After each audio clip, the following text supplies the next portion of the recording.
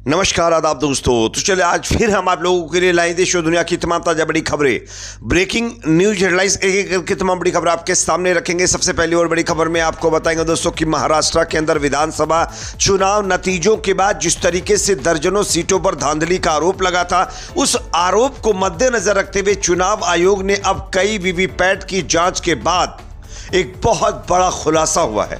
क्या वाकई महाराष्ट्र के अंदर कई सीटों पर धांधली हुई या नहीं, इसको लेकर के ही वीवीपैट की जांच की गई है और जांच में जो चीजें निकलकर सामने आई है वो अपने आप में चौंकाने वाली हैं। आगे इसके बारे में विस्तार से आपको जानकारी देंगे। साथ ही साथ अगली बड़ी खबर में आपको बताएंगे दोस्तों कि मुसलमानों को कटमुल्ला कहने वाले हाईकोर्ट के जज के खिलाफ सुप्रीम कोर्ट ने अब नकेल कस दी है। सुप्रीम कोर्ट ने बाकायदा बताया जा रहा है कि इस जज के खिलाफ कार्रवाई तेज कर दी। किस तरीके से, आगे इसकी भी जानकारी देंगे। साथ ही साथ अगली बड़ी खबर में आपको बताएंगे दोस्तों कि कर्नाटक के बेलगावी से बड़ी खबर है, जहां पर पंचमसाली विरोध प्रदर्शन हिंसक हुआ है, जिसमें 10 से ज्यादा लोगों के घायल होने की खबर सामने आ रही है।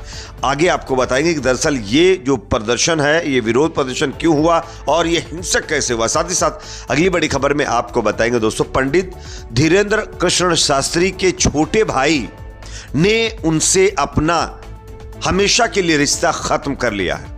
बताया जा रहा है कि पंडित धीरेन्द्र शास्त्री लगातार अपने बयानों को लेकर के चर्चा में रहते हैं, लेकिन वो उससे ज्यादा चर्चा में उनके भाई को लेकर के रहते थे और इसी को लेकर के दोनों के बीच कुछ बात को लेकर कहा सुनी हुई है, जिसके बाद उनके भाई जो धीरेन्द्र शास्त्री के, उन्होंने अपने आप को जो है धीरेन्द्र शास्त्री से अलग कर दिया, वो भी हमेशा के लिए। आगे आपको बताएंगे कि धीरेन्द्र शास्त्री के भाई ने कुछ और वजहें भी बताई हैं जो आपको जाननी चाहिए। आगे इसके बारे में जानकारी देंगे। साथ ही साथ अगली बड़ी खबर में आपको बताएंगे दोस्तों कि उत्तर प्रदेश के जौनपुर से बड़ी खबर है, जहां पर एक और मस्जिद का सर्वे किया जाएगा। इसको लेकर के कोर्ट ने सर्वे के आदेश जारी कर दिए हैं। कहां की ये मस्जिद है, इसके बारे में भी बताएंगे। साथ ही साथ सीरिया के अंदर चल रहे मुकाबले में अब दोस्तों भारत के 75 नागरिकों को सीरिया से निकाल लिया गया है। 44 कश्मीरी इसमें शामिल हैं और इनको लेबनान के रास्ते घर वापस लाया जाएगा। आगे इनकी तस्वीरें भी हम आपको दिखाएंगे। साथ ही साथ खबर आ रही दोस्तों सीरिया के अंदर तख्ता पलट के बाद अब असद के बाद अल बशीर जो है सीरिया के नए प्रधानमंत्री बने हैं और असद का खेल यहां पर खत्म हो गया है। आगे इसके बारे में भी जानकारी देंगे। उससे पहले छोटी सी रिक्वेस्ट करेंगे दोस्तों, अगर ये वीडियो आपको पसंद है तो लाइक जरूर करिए, चैनल पर नए तो सब्सक्राइब करने के बाद बेल आइकन को प्रेस करना ना भूले। बात करेंगे पहली और बड़ी खबर की। जैसा कि आप जानते हैं, महाराष्ट्र विधानसभा चुनाव के बाद मशीन पर कांग्रेस और उसके सहयोगी दलों द्वारा लगातार जो है आरोप लगाए जा रहे थे और सवाल उठाए जा रहे थे। सवालों के बीच भारतीय निर्वाचन आयोग ने जो है आरोपों को खारिज करते हुए कहा है कि राज्य में वीवीपैट की गिनती में किसी प्रकार की कोई खामी सामने नहीं आई है। चुनाव आयोग ने एक प्रेस जो है विज्ञप्ति में कहा है कि नियमों के मुताबिक हर विधानसभा क्षेत्र के 5 पोलिंग स्टेशनों के मशीनों के वोटों का वीवीपैट से मिलान जरूरी होता है। इन 5 पोलिंग स्टेशनों का चयन लॉटरी के जरिए होता है और वीवीपैट तथा मशीन के वोटों के मिलान के दौरान चुनाव आयोग के ऑब्जर्वर और हर उम्मीदवार के प्रतिनिधि मौजूद होते हैं। प्रेस विज्ञप्ति में बताया गया है कि 23 नवंबर 2024 को मतगणना के दिन महाराष्ट्र के 288 सीटों के लिए 1440 पोलिंग स्टेशन के वीवीपैट स्लिप का मिलान किया गया था। आयोग ने कहा कि हर विधानसभा क्षेत्र में 5 पोलिंग स्टेशन के वोटों की गिनती के बाद कहीं भी उम्मीदवारों को मशीन में मिले वोट और वीवीपैट मशीन की पर्ची में कोई गड़बड़ी नहीं पाई गई है। सभी 36 जिलों से जिला निर्वाचन अधिकारियों की रिपोर्ट आ चुकी है। यानी चुनाव आयोग ने जो महाराष्ट्र के अंदर चुनाव धांधली के लगे आरोपों को सिरे से खारिज कर दिया है।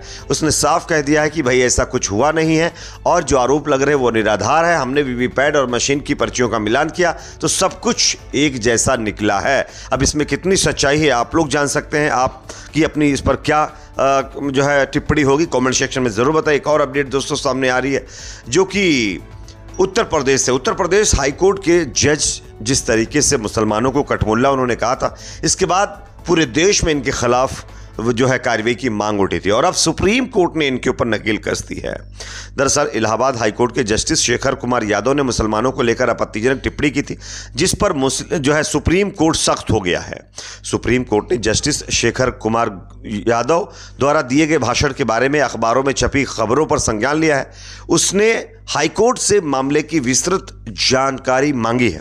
यह मामला विचाराधीन है। जस्टिस शेखर कुमार यादव ने रविवार यानी 8 दिसंबर को कहा था कि हिंदू मुसलमानों से यह उम्मीद नहीं करते कि वे उनकी संस्कृति का पालन करें, बल्कि वे चाहते हैं कि मुसलमान उनकी संस्कृति का अनादर ना करें। विश्व हिंदू परिषद द्वारा आयोजित एक कार्यक्रम में समान नागरिक संहिता यानी यूसीसी विषय पर बोलते हुए जस्टिस यादव ने कहा था कि कई पत्नियां रखने, 3 तलाक या हलाला का कोई बहाना नहीं है और ये प्रथाएं अब नहीं चलेगी। साथ ही साथ उन्होंने ये भी कहा कि मुझे ये कहने में कोई संकोच नहीं है कि भारत देश की बहुसंख्यक आबादी के हिसाब से चलेगा, यही कानून है। मैं यह बात हाईकोर्ट के जज के तौर पर नहीं कह रहा हूं।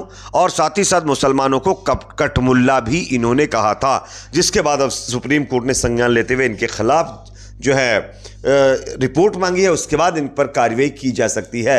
एक और अपडेट सामने आ रही है दोस्तों, कर्नाटक के बेलगावी से, जहां पर विरोध प्रदर्शन के दौरान हिंसा हुई है, जिसमें 10 से ज़्यादा लोग घायल हो गए। खबर स्क्रीन पर आप देखिए।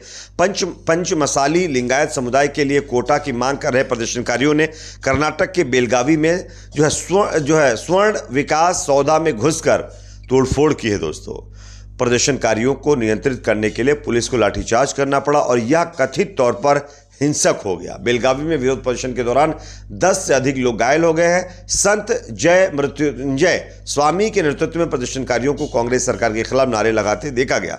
भाजपा नेता बसनगौड़ा पाटिल, यतनाल और अरविंद बेलाड़ भी विरोध प्रदर्शन का हिस्सा थे और उन्हें बेलगावी पुलिस ने हिरासत में लिया।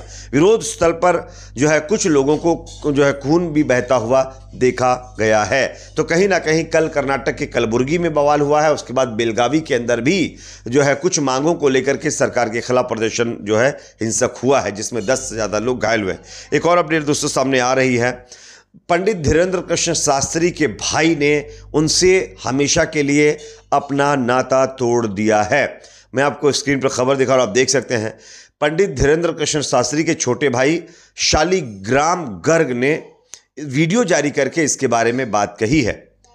उन्होंने साफ तौर पर कहा है कि वो अब पंडित धीरेन्द्र कृष्ण शास्त्री के साथ कोई संबंध नहीं रखना चाहते और उनका नाम उनसे यानी पंडित धीरेन्द्र शास्त्री से जोड़कर ना देखा जाए।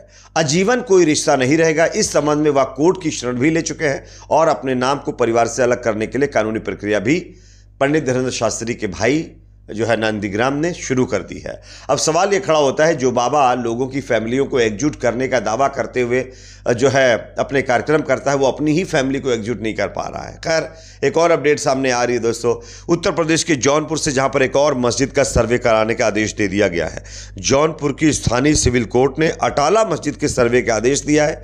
आगामी 16 दिसंबर को तय होगा कि प्रारूप क्या होगा, यानी कि देश में अब एक और मस्जिद के सर्वे का आदेश दे दिया गया है।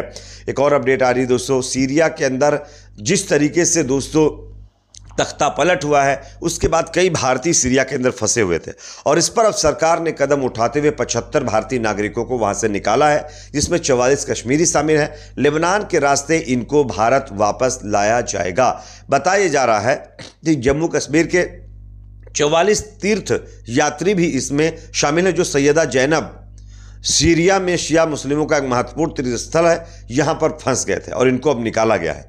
एक और अपडेट सामने आ रही है दोस्तों। सीरिया के अंदर तख्ता पलट के बाद असद को जो है शासन का खेल खत्म हो गया है और अब सीरिया के नए जो प्रधानमंत्री है वो बने हैं मोहम्मद अल बशीर, जिनकी तस्वीर मैं आपको स्क्रीन पर दिखा रहा हूं, आप देख सकते हैं। बताया जा रहा है कि श्री अल बशीर ने विद्रोहियों के नेतृत्व वाली साल्वेशन सरकार चलाई थी और फिर एक बार वो सरकार में प्रधानमंत्री बन गए। इस पर आपकी अपनी क्या राय कमेंट सेक्शन में बताइए। वीडियो को लाइक शेयर, चैनल पर नए तो सब्सक्राइब जरूर करें।